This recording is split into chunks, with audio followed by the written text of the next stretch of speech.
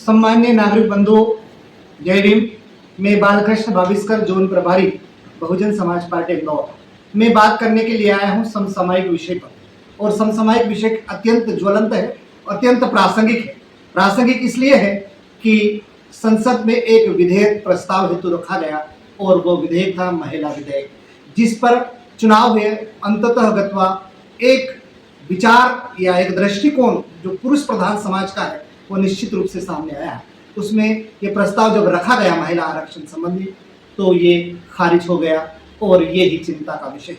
मैं आपको उस बात को स्मरण कराना चाहता हूँ, इस देश में पहले कानून मंत्री, भारत रत्न परम पूज्य डॉक्टर बाबा साहब भीमराव अम्बेडकर, संविधान निर्माता, जिन्होंने संविधान निर्माण किया था। और एक विषय जो ऐसा था जो आज भी प्रासंगिक है। परम पूज्य डॉक्टर बाबा साहब भीमराव अम्बेडकर ने उस दौरान, जब इस देश के कानून मंत्री थे और नेहरू मंत्रिमंडल में थे, उन्होंने एक विधेयक रखा था और उस विधेयक का नाम था हिंदू कोड बिल। और हिंदू कोड बिल में बाबा साहब भीमराव अम्बेडकर के विचार क्या थे, उससे पहले बाबा साहब की एक महत्वपूर्ण उक्ति में आप लोगों तक पहुंचाना चाहता हूं। उन्होंने कहा था कि किसी भी देश की प्रगति में वहां की महिलाओं की प्रगति से आंकता हो। तो निश्चित रूप से ये जो दार्शनिक विचार थे वो आज भी प्रासंगिक है। लेकिन जब संविधान में इस बात का उल्लेख किया गया, विधेयक इस देश में पारित करने के लिए बात कही गई, तो उस दौरान भी फिर पुरुष प्रधान समाज ने उस विधेयक को पारित नहीं होने दिया, यानी कि वो गिर गया। और वही विषय आज 2026 में आया।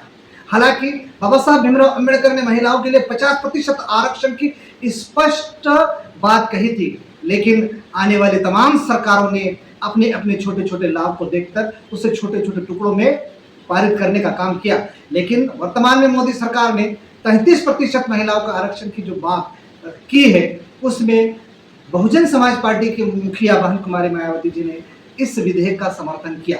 हालांकि उन्होंने कहा कि इस देश में जो हाशियों पर समाज है, जिसमें अनुसूचित जाति, अनुसूचित जनजाति, पिछड़ा वर्ग की महिलाएं, उनको अलग से 50% आरक्षण देना चाहिए और सर्व समाज की महिलाओं को वर्तमान में यदि आरक्षण देना चाहिए। तो बहन जी ने इसका समर्थन किया। लेकिन इस देश की सबसे पुरानी पार्टी ने विरोध किया, तो ये उनका पुरुष प्रधान दृष्टिकोण समझे या राजनीतिक स्टैंड समझे, चाहे वो भारतीय जनता पार्टी का राजनीतिक स्टैंड हो या फिर कांग्रेस पार्टी का, किंतु बहुजन समाज पार्टी का स्टैंड यानी कि बाबा साहब के विचार है। इसलिए बहुजन समाज पार्टी हमेशा महिलाओं के लिए आगे बढ़कर काम करना चाहती है और संविधान सम्मत इस देश में कानून व्यवस्था हो, यही बहुजन समाज पार्टी की मंशा है। आप सभी को पुनः जय भीम।